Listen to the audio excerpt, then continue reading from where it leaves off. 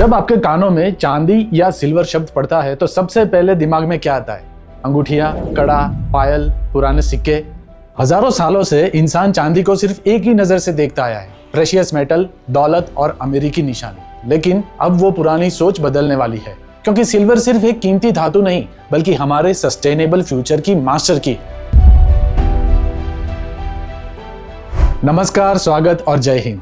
Science and technology की आधुनिक दुनिया में कहा जाता है कि gold is money but silver is energy. आज हम चांदी के उस पहलू को समझेंगे जो ज्वेलरी शोरूम में नहीं बल्कि दुनिया के सबसे बड़े एडवांस लैब्स में दिखाई देता है। हम जानेंगे कि कैसे एक इलेक्ट्रिक कार पेट्रोल कार के मुकाबले 2 गुनी चांदी को खा रही है, क्यों 5G मोबाइल टावर्स को चलाने के लिए सिर्फ और सिर्फ चांदी ही चाहिए, और सबसे डरावना सच, क्या धरती पर चांदी खत्म हो रही है? द ग्रेट सिल्वर डेफिसिट क्या है? ये कहानी सिर्फ चांदी की नहीं बल्कि उसके साथ जुड़े हमारे भविष्य की भी है। चांदी एक रासायनिक तत्व है। पीरियोडिक टेबल में इसका संकेत है Ag, जो कि लैटिन शब्द आर्जेंटम से आया है। ये एक चमकीली धातु है और उसकी चमक का कारण है उसकी सतह पर मौजूद फ्री इलेक्ट्रॉन्स, जो रोशनी की तरंगों को कुशलता से वापस परावर्तित कर देते हैं। इसी वजह से चांदी विजिबल लाइट का बहुत बड़ा हिस्सा लौटा देती है और हमें वो आईने जैसी चमक देती है। लेकिन चांदी की असली पहचान मात्र उसकी चमक नहीं बल्कि भौतिक शक्तियां भी है। बिजली को सबसे तेज और सबसे कम ट्रांसमिशन लॉस के साथ ले जाने वाले सभी धातुओं में चांदी सबसे बेस्ट है। वैसे तो बिजली की तारों में तांबा यानी कॉपर इस्तेमाल किया जाता है, लेकिन बिजली की ट्रांसमिशन में कॉपर से कई ज्यादा एफिशिएंट चांदी है।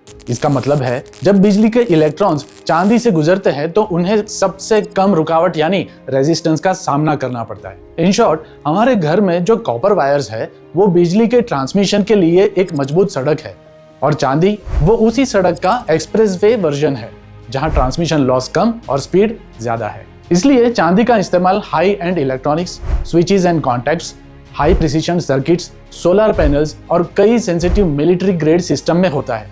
जब हम 5G मोबाइल फोन जैसी हाई फ्रीक्वेंसी टेक्नोलॉजी की बात करते हैं तो उसमें बिजली कोई आम तार के बीच में नहीं बल्कि तार की सतह पर यानी स्किन पर दौड़ती है। इस टेक्नोलॉजी को स्किन इफेक्ट कहते हैं। तार की सतह पर करंट को दौड़ने के लिए चांदी से बेहतर कोई रनवे नहीं है। इसलिए मोबाइल फोन्स के 5G टावर्स और आपके 5G फोन के एंटेना में चांदी का इस्तेमाल अनिवार्य है। अब इलेक्ट्रिक कार की बात करते हैं। एक एवरेज ईवी में 25 से 50 ग्राम चांदी लगती है। Battery management system, connectors, charging station, हर जगह चांदी का उपयोग है। लेकिन इलेक्ट्रिक कार के बाजार में असली गेम चेंजर तो अभी लैब में है, जिसका नाम है सॉलिड स्टेट बैटरीज। आज साइंटिस्ट लिथियम आयन बैटरी की जगह ऐसी सॉलिड स्टेट बैटरी बना रहे हैं जो 9 मिनट में चार्ज हो जाएगी और 1000 किलोमीटर की माइलेज देंगी। कुछ रिपोर्ट्स जैसे कि सैमसंग की रिसर्च बताती है कि इन बैटरीज में एक सिल्वर कार्बन की लेयर हो सकती है। अगर ये टेक्नोलॉजी सफल हो गई तो एक इलेक्ट्रिक कार में 25 से 50 ग्राम नहीं बल्कि 1 किलो तक चांदी लग सकती है। सोचिए तब सिल्वर की डिमांड कहां तक जाएगी। अब आते हैं उस इंडस्ट्री पर जो चांदी का भरपूर इस्तेमाल कर रही है, सोलर एनर्जी। 2014 में दुनिया की इंडस्ट्रियल सिल्वर डिमांड में सोलर एनर्जी का हिस्सा सिर्फ 11% था। 2024 में यह 29% हो गया। एक रिपोर्ट के अनुसार 2030 तक दुनिया में जितनी भी चांदी की सप्लाई होगी उसका लगभग 40% हिस्सा सिर्फ सोलर पैनल निकल जाएंगे। यहाँ एक बड़ा बदलाव हो रहा है। पहले हम PERC टेक्नोलॉजी वाले सोलर पैनल्स इस्तेमाल करते थे। अब दुनिया टॉपकॉन और हेटेरो जंक्शन सेल्स की तरफ जा रही है जो ज्यादा कार्यक्षम है।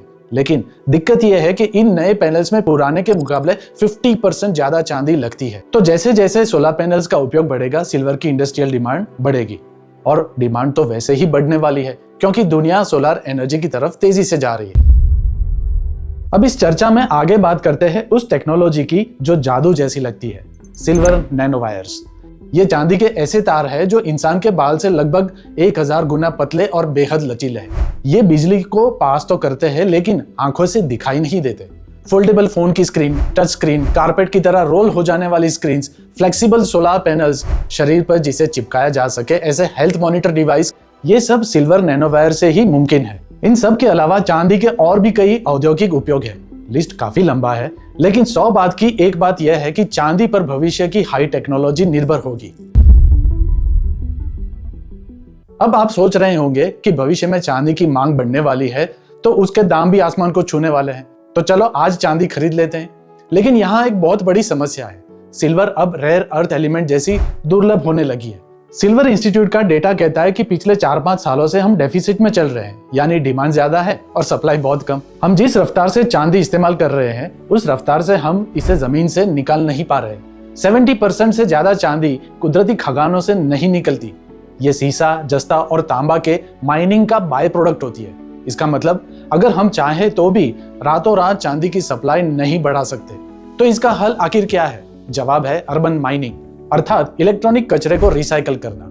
लेकिन अफसोस, हम आज भी 80% ई वेस्ट को रिसाइकल नहीं कर सकते हैं। हम अपना खजाना कचरे में फेंक रहे हैं। तो चांदी सिर्फ चमकती प्रेशियस मेटल नहीं है, ये 21वीं सदी के हमारे सस्टेनेबल फ्यूचर की मास्टर की है।